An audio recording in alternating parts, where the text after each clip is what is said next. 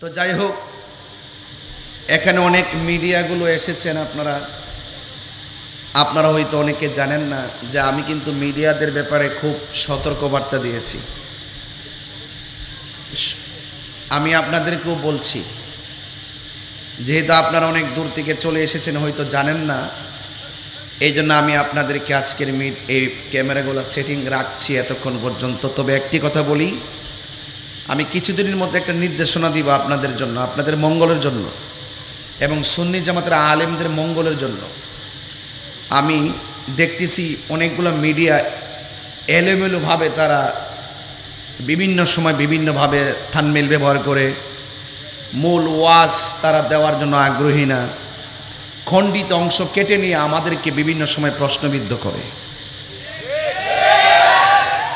তো এই জন্য আমি চেয়েছি অন্ততপক্ষে এই লক্ষ লক্ষ শ্রোতা যেহেতু আমরা ম্যানেজ করে ওয়াজ করতে পারি, আর আমরা কি মিডিয়াগুলো ম্যানেজ করতে পারবো না? এই জন্য পরবর্তী নির্দেশনা আসার আগ পর্যন্ত আপনারা এই ওয়াজটা আজকে হাইট রাখবেন।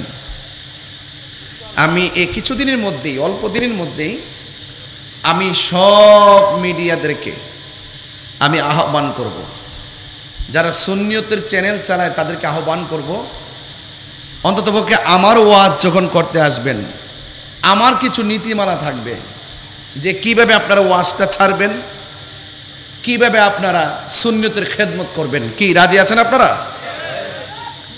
তো আমি যখন কল করব আপনারা ইনশাল্লাহ থাকার চেষ্টা করবেন। আমি আপনাদেরকে একটা নেম প্লেট দিব, একটা অঙ্গীকারনামা দিব।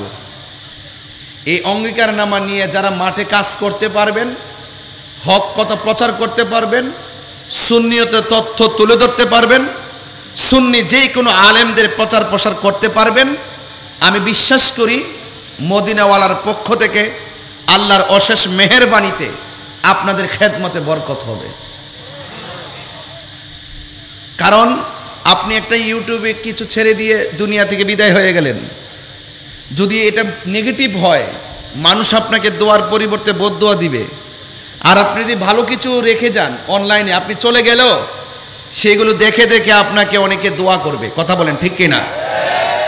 তো অন্ততপক্ষে আমি আপনাদেরকে একটা দিক নির্দেশনা দিব। কিছুদিনের মধ্যে আমি কল করব, আপনারা অংশগ্রহণ করার চেষ্টা করবেন। এটা হবে মিডিয়া সম্মেলন, অন্য কোনো কিছু হবে না। এখানে অনেক 30 মিনিট আমি কথা বলবো এবং এটা সুন্নি জামাতের জন্য ভালো হবে এবং আপনাদের জন্য অনেক ভালো হবে ইনশাল্লাহ। বলেন।